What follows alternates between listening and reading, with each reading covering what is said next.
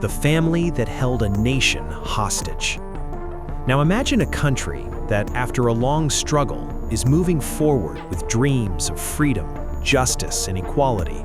A country where people were promised that power would now belong to the public, decisions would be transparent, and the state would work only in the public interest.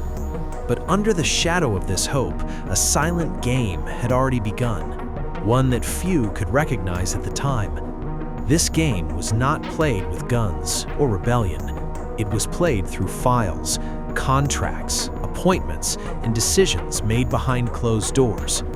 This is the story of the Gupta Brothers, a business family accused of slowly holding the South African state hostage from within for years, while the entire system revolved around their interests. The Gupta Brothers case is not just the story of one family's corruption. It is a clear example of how, when state institutions become weak, a small group of powerful individuals can take an entire country hostage. The Gupta brothers came from India to South Africa with no political background and no role in the country's struggle for freedom. Yet they quickly understood one crucial reality: real power does not lie only in business, but in proximity to political authority.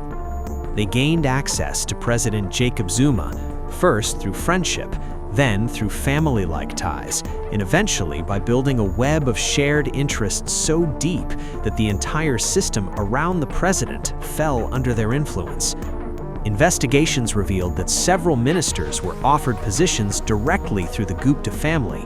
Some individuals later testified that they were promised ministerial posts on the condition that they would facilitate business decisions in favor of the Guptas. This was the point where what later became known as state capture truly began, meaning a silent takeover of the state. It did not involve overthrowing the government. The government continued to exist on the surface, but real decisions were being made elsewhere. The national power utility Eskom, the rail authority Transnet, and the defense company Denel were among the key institutions through which billions of dollars were siphoned off. Contracts were deliberately awarded to companies owned by the Gupta family or run by their frontmen. Project costs were inflated, unnecessary agreements were signed, and public money meant for essential services was diverted to overseas accounts. During this time, ordinary South Africans suffered from power cuts, unemployment, and rising inflation, while state resources quietly drained away. The release of the Gupta Leaks exposed this entire system. Thousands of emails made it clear that these were not assumptions or political accusations, but a carefully documented and written plan. The emails contained names of ministers, detailed money trails, networks of fake companies, and complete routes of money laundering. At this stage, the case was no longer just a political controversy.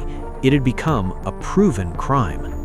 President Zuma's resignation was the result of public pressure and overwhelming evidence, not a voluntary act of moral responsibility. The commission that followed stated clearly that state institutions were deliberately weakened, honest officials were removed, and corruption was embedded into the system itself. It is also a fact that most of the losses have still not been recovered, and those who designed this system managed to evade the law for many years. The most important lesson of this case is that corruption is not just about taking bribes. It is about reshaping the entire system to serve private interests. When institutions become subordinate to individuals, the fate of a nation ends up in the hands of a few. That is exactly what the Gupta brothers did, and South Africa paid a heavy price for it. This story also shows that when power, wealth, and politics converge without accountability, the damage is not limited to the economy, it destroys public trust. And once public trust is broken, restoring it doesn't take years, but decades.